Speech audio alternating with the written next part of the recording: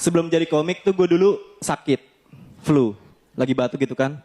Temen gue ngasih tahu, batuk, jadi komik aja.